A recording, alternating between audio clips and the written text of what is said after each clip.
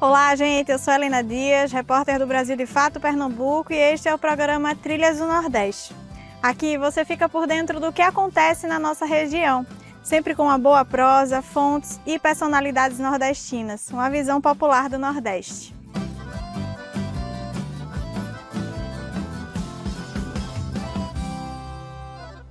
Nós costumamos falar das férias escolares como sinônimo de descanso e diversão. Mas a verdade é que a chegada delas representa uma mudança na rotina doméstica e muitas vezes a sobrecarga de trabalhos de cuidado que recai principalmente sobre as mulheres. O fato é que, enquanto as crianças e adolescentes estão de férias, a rotina de trabalho dos responsáveis continua igual, com longos expedientes e cobranças por produtividade e foco. Então, o que é que a gente pode fazer para lidar com a maior demanda dos filhos por atenção? E como estas crianças e adolescentes se sentem nesta rotina familiar? Apesar de ser uma preocupação presente dentro da maioria dos lares brasileiros, esse tema parece não estar na ordem do dia dos gestores públicos, mas deveria estar. Afinal, estamos falando de direitos das crianças e dos adolescentes. É sobre o assunto que a gente conversa hoje. Nós estamos aqui hoje com Ana Cláudia Leite, que é pedagoga e consultora de educação do Instituto Alana, uma organização nacional que atua há 30 anos com os direitos da infância e adolescência. Seja bem-vinda ao Trilhas do Nordeste, Ana. Oi, Helena Dias. Obrigada pelo convite, obrigada, Brasil de Fato, pela essa oportunidade de conversar sobre um tema tão importante. Eu sou pedagoga e sou mãe também de duas meninas, uma de 1 ano e outra de 8. Nós estamos em período de férias escolares e é um momento difícil de dizer que significa descanso para as mães, principalmente. Quem tem filho é que sabe, né? Ana, na realidade brasileira, no contexto de vida do nosso país, o que é que significa as férias nessa relação da criança, do adolescente com a família? E isso é um desafio, acho que para grande parte das famílias, independente da sua configuração familiar, mas principalmente eu acho que ela impacta muito brasileiros que vivem situações de trabalho muitas vezes precárias, informais e que não têm a possibilidade de conciliar, né, as suas férias, como no caso de uma pessoa que trabalha num vínculo empregatício, né, CLT, ela pode até tentar um arranjo de conciliar as suas férias, né, seu direito a férias de 1 mês, com as férias escolares. Mas isso não é a maioria. Né? A gente tem aí uma situação muito diversa de trabalho e tem também muita situação familiar de pessoas com alta vulnerabilidade que estão desempregadas e aí estão com esse desafio, falando só no eixo trabalho, né? De como conciliar a questão do trabalho com as crianças em casa, né? E aí tem outras questões também difíceis de conciliar, como o próprio trabalho doméstico, né? Todas as funções de uma casa, que nem sempre é possível compartilhar, dependendo da idade que os filhos têm, né? Essa tarefa não é tão simples de rearranjar ali no convívio familiar, né? Então você tem ali um desafio grande e tem a questão, né, de um ideal de férias, que todos temos, romântico, né, que vamos então todos ficar juntos e passear e desfrutar das férias e viajar e ter um momento em família, mas isso tem o desafio de ser realizado. Que mudanças dentro de casa poderiam reduzir essa sobrecarga nas costas das mulheres com o trabalho do cuidado? Existe algo que o poder público pode fazer para equilibrar essa divisão de tarefas? É importante dizer que a gente não tem, do ponto de vista de política, um direcionamento nacional que de uma política específica, né, que direciona e normatiza os programas municipais e estaduais. Então, o que tem acontecido são iniciativas de prefeituras e de governos, e você tem, assim, no âmbito, por exemplo, da educação, né, tem essa discussão de como manter o equipamento escola funcionando e acessível à comunidade, embora ele não esteja funcionando como com as suas atividades pedagógicas, com um calendário escolar, né, o currículo da escola, como você garante que aquele equipamento ele seja de direito da comunidade. Né? Então, como você possibilita pensar, junto à Secretaria de Educação, o uso desses equipamentos para um bem comum, né, um bem comunitário, usando, por exemplo, a quadra, os espaços de parquinho, ou mesmo as salas para atividades que poderiam ser pensadas nesse eixo cultura e educação. Contanto, isso precisa ser pensado de uma forma que seja acessível nas várias regiões da cidade, porque não adianta também não pensar a ocupação dos espaços culturais que estão na região central. Isso beneficia uma parte da população, mas dificulta muito, por exemplo, o acesso das famílias mais vulneráveis ou que moram em regiões mais distantes, periféricas, porque daí você implica numa hora de deslocamento, um custo do deslocamento. Então, é importante que essas políticas elas prevenham uma descentralização das ações, né, e fortaleçam os equipamentos também que estão não só dentro dos territórios, mas do, das comunidades, né? Os centros culturais, os equipamentos que são também geridos por associações, por ONGs, por instituições do terceiro setor, comunitárias, que são realizadas ali nas próprias comunidades, porque isso permite não somente o acesso gratuito a esses direitos, mas a ida, né? Não adianta eu ter um programa lindo que as pessoas não conseguem chegar até os equipamentos. Com os adultos trabalhando e ocupados com outros afazeres, há também a preocupação sobre o tempo que a criança ou adolescente fica em frente às telas. E do lado das crianças é comum a reclamação de tédio, a sensação que não tem nada para fazer. Como ensinar aos filhos a lidar com o tédio e o que podemos sugerir para competir com as telas? O tédio ele é um elemento fundamental para o desenvolvimento humano, né? E ele existe dentro de casa, ele vai existir. Se eu vou numa praia, a criança às vezes ela fala, não tenho nada para fazer, e ela consegue fazer algo quando ela tem que superar esse, esse estado de tédio. Todos nós vivemos. Tem momento que a gente também está entediado. Mas a questão é o que a gente faz com isso, né? O que a gente faz com esse estado de tédio, com essa apatia, com essa preguiça, com essa falta de interesse. Essa que é a grande questão. Se a criança ela vai usar aquele momento e daí dali eu dou espaço para a criança sentir esse tédio. É muito importante ela ter esse espaço. Está sentindo tédio? Tudo bem. Tenta e lide com ele, né? E veja o que surge. E aí a criança vai ter que se pôr em movimento para resolver o tédio. Ela vai ter que ler um livro, se ela já lê, ela vai ter que inventar um brinquedo, ela vai ter que, sei lá, levantar da cadeira e procurar alguma coisa para fazer, mesmo que seja olhar as formigas que estão na parede. Ela vai, ela vai buscar algo. E se tem uma coisa que as crianças são muito melhores do que os adultos, é de ter o encantamento pela vida, né? Ter curiosidade. A gente dá uma pausa agora na prosa para conferir o Balaio Cultural, um quadro em que a repórter Fátima Pereira traz indicações culturais para a gente sobre o tema do programa.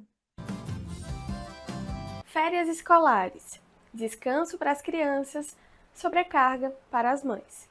Como equilibrar essa balança? No Balaio Cultural de hoje, trazemos duas indicações que misturam humor, reflexão e empatia.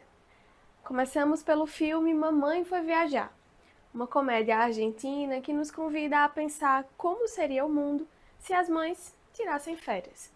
A trama gira em torno de uma mãe sobrecarregada que decide tirar férias sozinha por 10 dias, deixando a casa e os 4 filhos sob os cuidados de seu marido. O que parecia simples para ele, rapidamente se transforma em uma sequência de situações caóticas, revelando a verdadeira dimensão das responsabilidades que sua esposa assume diariamente. Mamãe Foi Viajar vai além da comédia. É um chamado para repensarmos a divisão de tarefas domésticas e o reconhecimento do trabalho de cuidado. O filme destaca como a desigualdade na distribuição das responsabilidades impacta as mães e como a corresponsabilidade pode transformar a rotina de uma família. ¿Tenés miedo? Vos no me dijiste que querías estar en mi lugar. Si cada uno hace lo que tiene que hacer, todo va a andar bien. O filme está disponível na Disney+. A segunda dica é o livro Eu Não Nasci Mãe, de Lua Barros. Uma leitura essencial para quem busca compreender os diversos lados da experiência materna para além das idealizações. Com uma escrita honesta, Lua compartilha as camadas de exaustão, sobrecarga e descobertas que acompanham a maternidade.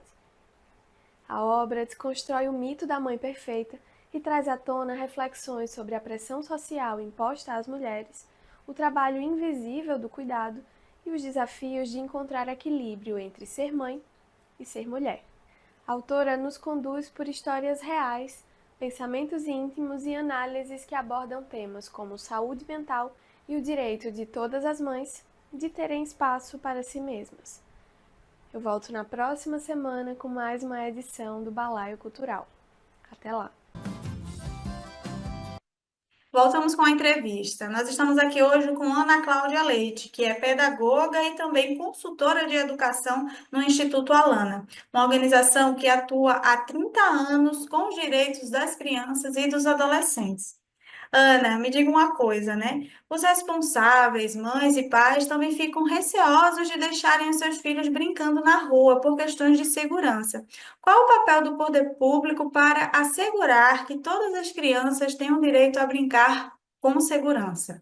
Então, por exemplo, há muitas políticas para a infância que priorizam a melhoria da cidade, priorizam a melhoria do espaço público, porque não que vai resolver, por exemplo, essas situações, igual eu falei, de criminalidade, são complexas, né? Elas são intersetoriais, mas você ter espaços bem cuidados, espaços que fortaleçam a convivência comunitária, então você ter, por exemplo, uma praça, numa região que tem alta criminalidade, mas ela é uma praça pensada para jovens, pensada para criança, para idoso, para a convivência ali, né, comunitária, você estimula que esse espaço público, que poderia ser antes, vamos por um terreno baldio, cheio de lixo, abandonado, e sem iluminação, que dá margem para mais violência, né, você ocupar de uma forma que seja benéfica para todos. E isso vai fazendo com que a cidade seja muito mais empática para as pessoas. Então, na medida em que eu consigo melhorar a cidade, o direito à cidade, né? E principalmente focalizando nesses territórios com os piores índices, eu consigo impactar a vida das pessoas para que elas consigam não somente usar a sua casa, mas usar o que elas têm por direito, que é a cidade, que é a poder circular. Você consegue citar uma ou mais políticas públicas, sejam elas municipais, estaduais ou federais, que promoveram avanços e que servem de exemplo para assegurar os direitos das crianças e dos adolescentes? A gente, o ano passado, teve essa construção da Política Nacional para a Primeira Infância no governo federal, e também a Política Nacional do Cuidado, né, que preenche toda a questão de como você cuida de quem cuida, porque atrás de uma criança tem algum adulto cuidador, se não a mãe, alguém que exerce essa função.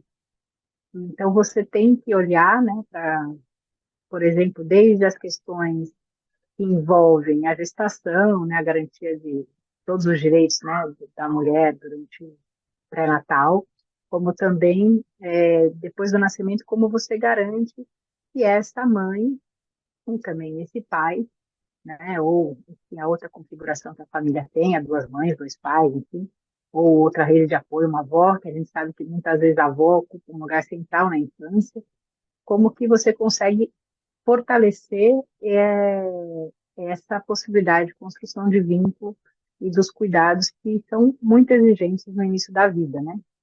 Nos primeiros meses, mas também, se a gente for olhar os primeiros 1000 dias, eles são centrais no desenvolvimento da criança e que a gente precisa criar uma rede de apoio para essa parentalidade acontecer de forma positiva, né? Então, você tem um avanço nesse entendimento de que, tanto no Brasil como no mundo, de que a primeira infância ela é central no desenvolvimento humano. Ana, para quem está em casa neste momento, lidando com seus filhos de férias, às vezes num contexto financeiro apertado, que recomendações ou dicas você pode dar? Então, se eu consigo trazer para dentro de casa alguns objetos, não precisa ser brinquedo, cara, essa ideia de que a criança precisa de grandes brinquedos para brincar é uma ilusão. Ela precisa ter um ambiente organizado, assim, um ambiente mínimo, pode ser pequeno, mas que ela consiga se sentir convidada a brincar, né? Então, pode ser elementos muito simples, tampinhas de garrafa, tecido, sementes, toquinhos, pedrinhas, que o organize em casa, num cesto, numa bacia, numa caixa de papelão, né? Mas que ela tenha ali elementos para poder criar as suas coisas, criar o seu universo imaginário. Então, isso ajuda muito. Isso não necessariamente implica em um investimento financeiro, mas implica em eu ter esse espaço convidativo, né? Eu ajudá-la a enfrentar o tempo do tédio.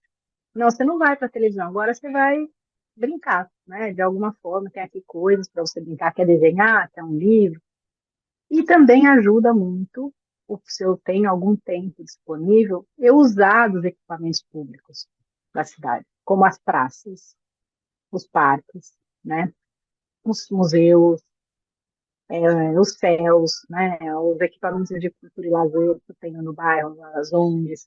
Isso ajuda muito porque a criança tem a possibilidade de estar em contato com outras crianças e de ter essa relação com as linguagens artísticas, culturais, que são alimentos para a imaginação, para o brincar da criança. A gente agradece a sua participação no Trilhas do Nordeste e até a próxima.